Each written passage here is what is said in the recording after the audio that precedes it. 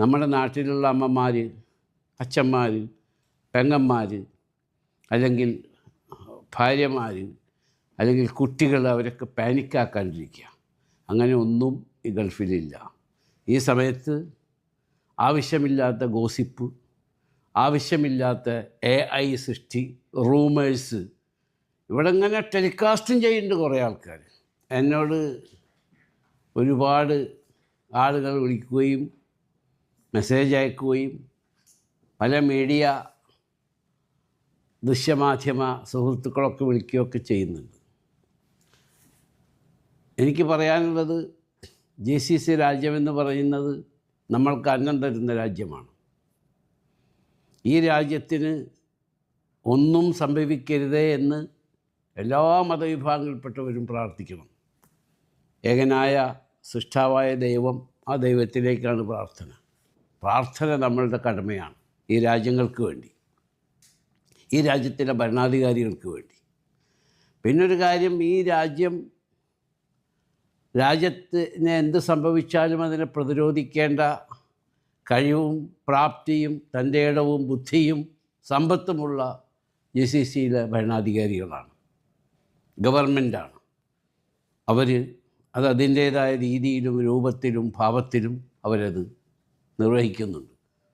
ഈ രാജ്യത്തെ പ്രൊട്ടക്റ്റ് ചെയ്യുന്ന എല്ലാ കാര്യങ്ങളും ഇവിടുത്തെ ഭരണാധികാരികളും രാജാക്കന്മാരും ഷെയ്ഖുമാരും പ്രസിഡൻറ്റുമാരും എല്ലാവരും ചെയ്യുന്നുണ്ട്. അപ്പോൾ നാട്ടിലുള്ളവർ തീർച്ചയായിട്ടും ഓരോ കുടുംബത്തിൽ നിന്നും ആരെങ്കിലും ഒരു ബന്ധു ഗൾഫിലില്ലാണ്ടിരിക്കില്ല. അവരൊക്കെ വളരെയധികം വറീഡാണ്. ഈ സമയത്ത് ആവശ്യമില്ലാത്ത ഗോസിപ്പ്, ആവശ്യമില്ലാത്ത AI സൃഷ്ടി, റൂമേഴ്സ് ഇവിടെ ഇങ്ങനെ ടെലികാസ്റ്റും ചെയ്യുന്നുണ്ട് കുറേ ആൾക്കാർ. പ്രത്യേകിച്ച് മലയാളം മീഡിയ വളരെ അഗ്രസീവാണെന്നിപ്പോൾ ഇന്ന് കാലത്ത് ഞങ്ങൾ ഒരു മീറ്റിങ്ങിൽ വെച്ചൊരു ഉയർന്ന ഗവൺമെൻറ് ഉദ്യോഗസ്ഥൻ പറയുന്നു, why only Malayalam media is aggressive. ഞാൻ പറഞ്ഞു, your excellency, from each house there will be 1 or 2 people working in Gulf. That's why they want to know what happening.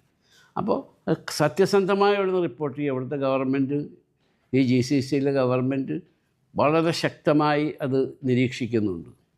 പിന്നെ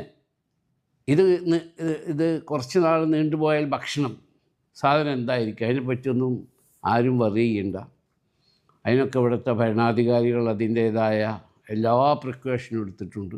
ഞങ്ങളുടെ കമ്പനി ലൂലു അഷ്വർ ചെയ്യുന്നു, അങ്ങനെ ഒരു ഷോർട്ടേജ് ഒന്നിനും ഉണ്ടാവില്ല.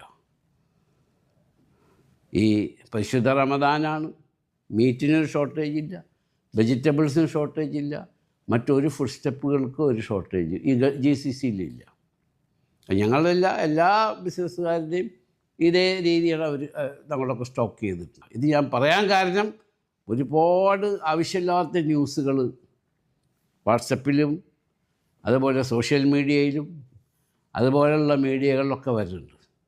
ഇവിടുത്തെ ഗവൺമെൻറ് എന്തെങ്കിലും എവിടെയെങ്കിലും വെച്ച് അത് പിടിക്കപ്പെട്ടാൽ അത് റിപ്പോർട്ട് ചെയ്തവനെ തൊട്ട് ആ മീഡിയ തന്നെ അവർ ബാൻ ചെയ്യും.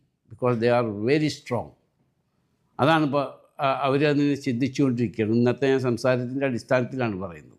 അങ്ങനത്തെ ഒരു സിറ്റുവേഷൻ ഉണ്ടാവാതിരിക്കട്ടെ എന്ന് പ്രാർത്ഥിക്കുക. നമ്മൾ സന്തോഷകരമായി ഇനിയും ഈ രാജ്യത്ത് നിന്ന് നമ്മുടെ അന്നം കച്ചവടം ചെയ്താലും ജോലി ചെയ്താലും ആയതുകൊണ്ട് ദയവ് ചെയ്ത് ഗവൺമെൻറ് മീഡിയകളിൽ നിന്ന് കിട്ടുന്ന ന്യൂസുകൾ മാത്രം നിങ്ങൾ റിപ്പോർട്ട് ചെയ്യാൻ പാടുള്ളൂ.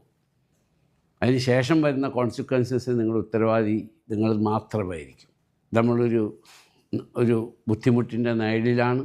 ദൈവം നമ്മളെ രക്ഷിക്കട്ടെ.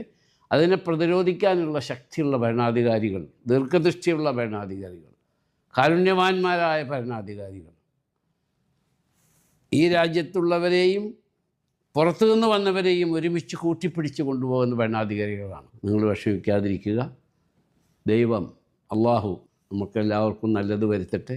ഇനിയും ഈ രാജ്യത്ത് നിന്ന് നമുക്ക് അന്നം നാട്ടിലേക്ക് കിട്ടുന്ന കാശ് അയച്ച് നിങ്ങൾക്കും കുടുംബത്തിനും ജീവിക്കാനുള്ള സൗകര്യം ദൈവം ഉണ്ടാക്കി തരട്ടെ എന്ന് പ്രാർത്ഥിക്കുന്നു.